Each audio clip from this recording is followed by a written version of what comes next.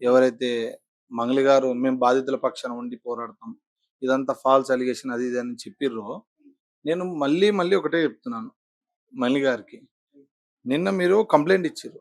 ఈ యొక్క కంప్లెయింట్‌లో ఎక్కడ మధు ఫ్రాడ్ అని మీరు చెప్పలే. మీరేం చెప్పిర్రు? మదంతకు మధు ముందుకొచ్చి ఆయన అప్రూవల్‌గా మారడం ఏందండి? డబ్బులు కదా ఇప్పియాల్సింది. ఆయన హత్య చేయలేదు, ఇంకోటి చేయలేదు. మానభంగం చేయలేదు. ఇక్కడ డబ్బులు తీసుకున్నాడు. డబ్బులు పోగొట్టుకున్నందుకే కదా ఇంతమంది రోడ్డున పడ్డారు. మీరు అది గుర్తించకుండగా మీరు ఈ టాపిక్ డైవర్ట్ చేయడం కోసము కేవలం హేమకాంత్ అనేటోడు బాధితుడు ఇక్కడ. హేమకాంత్ అనేటోడు బాధితుని పట్టుకొని నిందితుని చేయడం ఇది ఎక్కడ న్యాయం అండి? హేమకాంత్ రెడ్డి అంటే మొదటి నుంచి కూడా చెప్తున్నారు కదా, నేను కూడా కొంతమందితో పెట్టించాను అని. హేమకాంత్ రెడ్డి ఇప్పుడు ఎవరైతే రమావత్ మధునుడో అందరూ ఒక కంపెనీలో పనిచేసే క్రమంలో వీళ్ళంతా స్నేహితులు. మధు అనే వ్యక్తి బయటికెళ్ళి ఆయన వేరే ఇన్వెస్ట్మెంట్స్ పెట్టి షేర్ మార్కెట్ లో డబ్బులు పెట్టి కొన్ని డబ్బులు సంపాదించుకొని వీళ్ళ ముందుకు వచ్చి గ్రాండ్ గా ఎంట్రీ ఇచ్చి తర్వాత మీరు కూడా పెట్టండి అని వీళ్ళని రిక్వెస్ట్ చేసి వీళ్ళందరికీ ఒక రిసార్ట్ బుక్ చేసి అక్కడ ఒక మీటింగ్ కండక్ట్ చేసి ఇట్లా ప్లానింగ్ ఇట్లుంటుంది ఇట్లా మన భవిష్యత్తు ఇట్లుంటది అని అందరికి మొత్తం స్వర్గాన్ని నరకాన్ని రెండింటి ఆ రోజు చూపించినట్టు. నరకం అంటే ఇప్పుడు అనుభవిస్తున్నారు, స్వర్గం అంటే ఆ రోజు చూసినారు. ఇప్పుడు పోగొట్టుకొని నరకం అనుభవిస్తున్నారు. ఆ రోజు మొత్తం స్వర్గంలో తేలినారు అనమాట. ఈ రోజు నరకం అనుభవిస్తున్నారు డబ్బులు వస్తాయని. అట్లా వీళ్ళు బాధితులంతా కలిసి డబ్బులు పెట్టడం జరిగింది. నేను ముఖ్యంగా మళ్ళీ చెప్తున్నాను, రమావత్ మధు గారికి మంగ్లీ గారికి సంబంధం లేదు అనంటే మీడియా మిత్రులు ఒక్కటి గుర్తించుకోవాలి.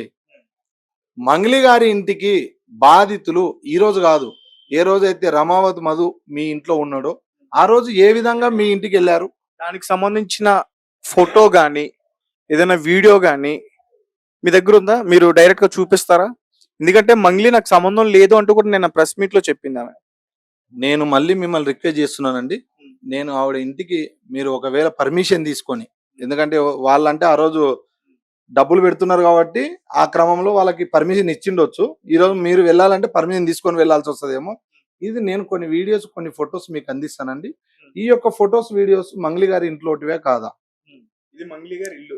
మంగ్లీ గారి ఇల్లు ఇది 100% మంగ్లీ గారి ఇంట్లో కనిపించట్లేదు. మంగ్లీ గారు వీళ్ళు వెళ్ళిన క్రమంలో ఎక్కడ కూడా లేరండి. మంగ్లీ గారు లేని సమయంలోనే రమావత్ మధు అనేట ఆయన అదే ఇంట్లో ఉండి వీళ్ళని పిలిపించిండు. ఇప్పుడు నా ఇంటికి మీరు వచ్చారు, నేను లేకపోయినా తిరుమలన్న ఇల్లు అని మీరు అనుకుంటారు కదా. ఆ రోజు మంగ్లీ గారి ఇల్లు అనుకుని వాళ్ళు వెళ్ళారు. మంగ్లీ గారి ఇల్లే అది, క్లియర్ గా మంగ్లీ గారి ఇల్లు. మంగ్లీ గారి ఇంకా వేరే పిక్స్ ఏమైనా ఉన్నాయా? ఉన్నాయండి. ఇప్పుడు వాళ్ళు డబ్బులు ఎవరైతే రమావత్ మధు అనేట ఆయనకి ఇగో ఇక్కడ ఈయన రమావత్ మధు సూటు బూట్ వేసుకున్నటువంటి ఆయన రమావత్ మధు. ఇక్కడ హేమకాంత్ రెడ్డి, ఈయన రమావత్ మధు, ఈయన భరత్ చౌహాన్, ఈయన సత్య అని ఈయన కూడా డబ్బులు పెట్టిండు. ఇక వీళ్ళందరూ డబ్బులు పెట్టిన వాళ్ళు బాధితులే, వీళ్ళందరూ కూడా బాధితులే అండి. ఇగో అదే క్రమంలోనే వీళ్ళు చర్చలు చేసుకోవడం కోసం మంగ్లీ గారి ఇంటికి ఇల్లు ఇది మన కోకాపేటలో ఉంటదండి. ఇక్కడ చూడండి, విజువల్ చూడు, క్లియర్ చూడండి, ఇది మంగ్లీ గారి ఇల్లు అండి. కోకాపేటలో మంగ్లీ గారి ఇల్లు, ఇది 15th ఫ్లోర్. అక్కడ వీడియో తీస్తున్న వ్యక్తి కూడా హేమకాంత్ రెడ్డి. ఈ రోజు మంగ్లీ గారు టార్గెట్ చేయడానికి ప్రధాన కారణం కూడా ఇగో ఇక్కడ కూర్చొని తింటున్నటువంటి వ్యక్తి రమావత్ మధు. రమావత్ మధుకి మంగ్లీ గారికి సంబంధం లేదని ఏ విధంగా చెప్తాడు? ఇంత క్లియర్ కట్ గా కళ్ళకు కట్టినట్టు ఇక్కడ సాక్ష్యతో సహా ఉండడం వల్లనే ఈ రోజు కేవలం హేమకాంత్ రెడ్డిని టార్గెట్ చేసి ఆయన ఇప్పటికే సూసైడ్ కి పాల్పడితే మేమంతా కాపాడి, అరే బాబు చస్తే రావు, బతికితే డబ్బులు వస్తాయి, నువ్వు చేస్తే నీ కుటుంబం ఇంకా రోడ్డున పడతావు, నువ్వు ఒక్కడే ఈ రోజు రోడ్డు మీద తిరుగుతున్నావు, నీ కుటుంబం మరీ తండ్రి లేనోడు, నీ పిల్లలు ఇద్దరు గుడ్డి వాళ్ళు అవుతారు అని మేము ధైర్యం చెప్పడం జరిగింది. ఈ రోజు కేవలం ఆయన టార్గెట్ చేసి ఆయన చంపే ప్రయత్నం ఈ రోజు చేస్తున్నారని నేను ప్రధానంగా చెప్తున్నాను. నేను మంగ్లీ సిస్టర్ గారికి మళ్ళీ చెప్తున్నాను, మీరు దయచేసి ఇప్పటికి జరిగింది అంతా జరిగింది, మీరు బాధితులకు న్యాయం చేస్తానని మీరంతా మీడియా ముందు ఒప్పుకున్నారు. అంటే మిమ్మల్ని కాంటాక్ట్ అవడం అలాంటి ఏమైనా చేశారా? నేను 100% ఆమెను కలిసినానండి. ఎప్పుడైతే పంజాగుట్ట అప్పుడు కాదు, రీసెంట్ గా నిన్న చేసిన వ్యాఖ్యల తర్వాత మిమ్మల్ని కాంటాక్ట్ అవడానికి ప్రయత్నించారా, లేదా హేమకాంత్ రెడ్డి గారిని కాంటాక్ట్ అవడానికి ప్రయత్నించారా? లేదండి. యాక్చువల్ గా మేము ఎప్పుడైతే ప్రధానంగా ఆమె ఫస్ట్ వాళ్ళెవ్వరు బాధితులు లేరు, సుబ్బు గారే ప్రధానంగా కావాలని నా మీద ఫోకస్ చేసి నన్ను టార్గెట్ చేసి బ్లేమ్ చేస్తున్నాడని అన్నప్పుడు బాధితులు ఎవరైతే ఉండి ఈ రోజు మీడియా ముందరకు వచ్చారో, మీడియా ముందుకు వచ్చిన తర్వాత మంగ్లీ గారు మధుని మీడియా ముందుకు పంపించడం జరిగింది. ఇది బాగా గుర్తించుకోవాలి. మధు అనే వ్యక్తి అంతకు ముందు ఎన్నో రోజులు 6 నెలల నుంచి ఆయన కోసం వీళ్ళు తిరగని చోటు లేదు, తిరగని ఊరు లేదు, తిరుగుతూనే ఉన్నారు. మధు అనే వ్యక్తి ముందరికి రాలేదు. పటాన్ చెరువులోనే దాపెట్టుకున్నాడు. పటాన్ చెరువులోనే ఒక ఇంట్లో ఉన్నాడు. ఆ పటాన్ చెరువుకు సంబంధించిన వాళ్ళు నేను వెళ్ళి కలిసిన తర్వాత అదే రోజు సాయంత్రం మంగ్లీ గారిని వెళ్ళి కలిశారు. మీరు కావాలంటే నాగేశ్వరరావు గారిది ఈరోజు సీసీ ఫుటేజ్ ఉంటుందండి, అడ్వకేట్ నాగేశ్వరరావు గారిది, పూజారి అడ్వకేట్ నాగేశ్వరరావు గారిది. ఆ సీసీ ఫుటేజ్ చూడొచ్చు. అండ్ మంగ్లీ ఇంటికి కూడా వీళ్ళు వెళ్ళారా లేదనేది కూడా ఆ యొక్క అపార్ట్మెంట్లలో మీరు సీసీ ఫుటేజ్ చూడొచ్చు. అంటే బాధితులు గత 6 నెలల నుంచి కూడా ప్రయత్నాలు చేస్తున్నారు మధు అనే వ్యక్తిని పట్టుకోవడానికి. ఎక్కడ కూడా దొరకల. మంగ్లీ గారు పేరు, మంగ్లీ గారు ఉన్నారు అనే విషయాన్ని బయటకు తీసిన తర్వాత మీరు చెప్తున్నట్టు రీసెంట్ గా రమావత్ మధు బయటకు వచ్చి వీడియో పెట్టాడా మంగ్లీకి సంబంధం లేదని? అదేనా మీరు చెప్తుంది? ఇప్పుడు మీరు ఒకటి ఆలోచించాలండి. ఇన్ని రోజులు ఇంత జరుగుతున్నప్పుడు కూడా రమావత్ మధు అనేటోడు బయటికి రాలే. ఇన్ని వీడియోలు బయటికి పోయినప్పుడు కూడా ఆ వీడియోలలో ఫేక్ అని చెప్పడానికి ఆయన బయటికి రాలే. ఎప్పుడైతే మంగ్లీ గారు దీన్ని ఎట్లా చేయాలి, నా తమ్ముడిని ఎట్లా కాపాడుకోవాలి, నా కుటుంబాన్ని ఎట్లా కాపాడుకోవాలనే ధోరణితో ఈరోజు ఒక అబద్ధాన్ని ఇంకా డబల్ చేయనికే మధు అనే వ్యక్తిని మీరు ఎక్కడికో స్టూడియోలోకి అక్కడ పంపించాల్సిన అవసరం కూడా లేదండి. మీరు ఎక్కడైతే సజ్జనర్ గారి దగ్గర కంప్లైంట్ ఇచ్చిర్రో, ఎక్కడైతే గచ్చిబౌలి పోలీస్ స్టేషన్ లో కానీ, ఇక్కడ నార్సింగ్ పోలీస్ స్టేషన్ లో కానీ, పంజగుట్ట పోలీస్ స్టేషన్ లో కానీ ఇచ్చిరు కదా, అక్కడికి పిలిపించండి. వాళ్ళ ముందరనే న్యాయం జరగని.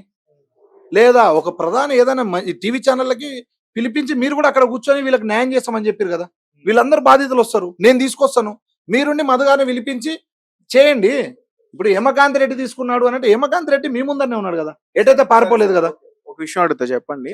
ఇప్పుడు మీరు పూజారి నాగేశ్వరరావు, మీరు మంగ్లీ, రమావత్ మధు, ఇంకా అడ్వకేట్ సుబ్బు, మీరు కలిసి మీటింగ్ ఒకటి సెటిల్మెంట్ లాంటిది చేయడానికి ప్రయత్నించారు కదా, అది నిజమా అబద్ధమా?